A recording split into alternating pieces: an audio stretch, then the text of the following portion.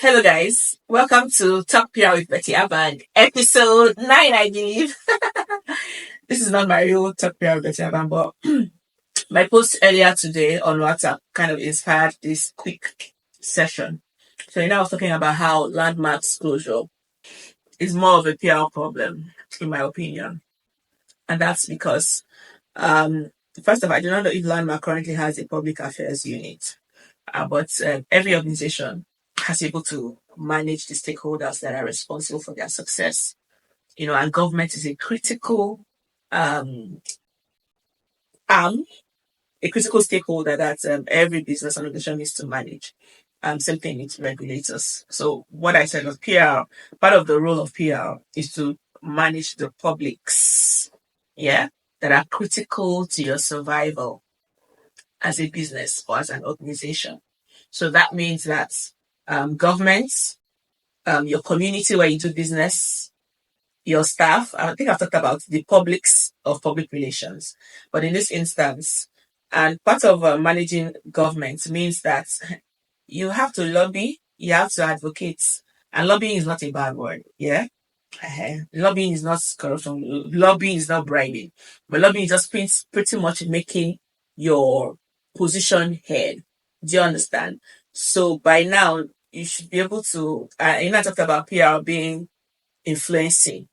So you need to be able to push your advocacy such that one, you're you're having conversations or you're having interactions with government that will sway policy in your favor, right? That will sway policy in your favor. Anyways, yeah, that's as a background. Now, one quick thing I want to highlight, I want to talk about stakeholder mapping.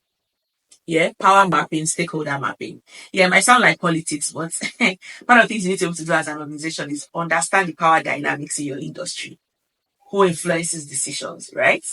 And then you must be able to find a way to reach those people to ensure that whatever they're doing, it would be in your favor, which is the role of PR, right? So, for instance, okay, who are the stakeholders?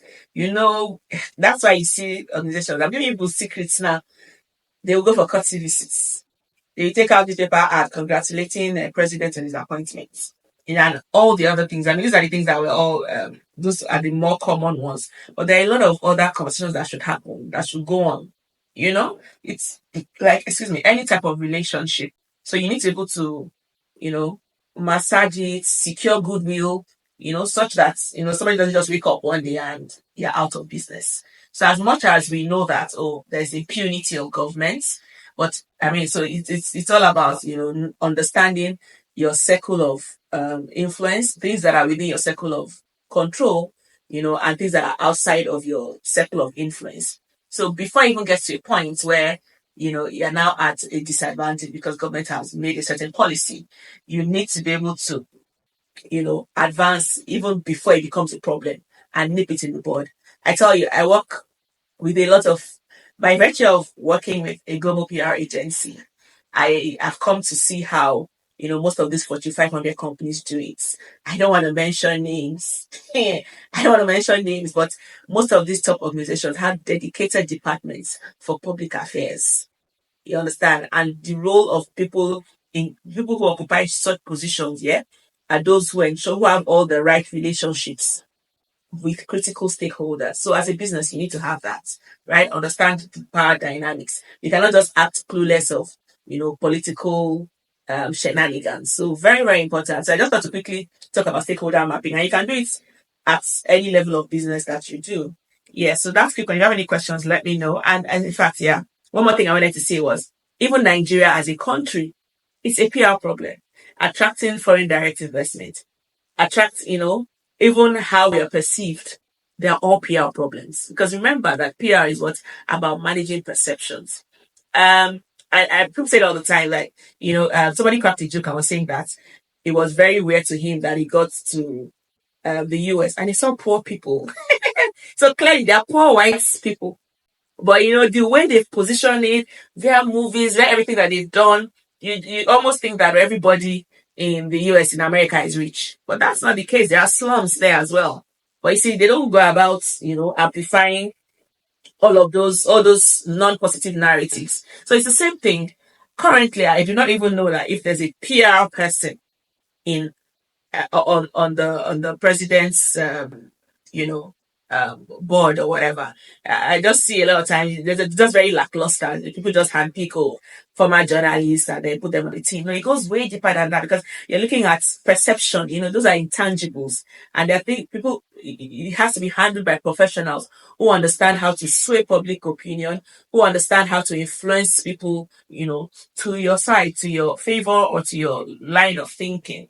You understand? So even in implementing policies, a lot of times it's not even so much about what is being done. It's the fact that most times the populace do not even understand, don't even understand what's going on, why a decision has to be taken, and the benefits, either in the short, medium, or long term. So you see, it's PR problems that we have. We all have PR problems. So, well, I think at the end of the year, I'm going to end it by saying, hire a PR professional to hire a PR consultant today, so that have you can create that reputation that you desire. So you can manage your perception. Perception is everything. And remember, perception is reality. A lot of people just look at you and form impressions of you. So you can't leave those impressions forming to chance. You need to deliberately manage it to ensure that you're getting the intended results. Thanks for coming to my TED Talk. Thanks for coming to my PR Talk. And that's it for today.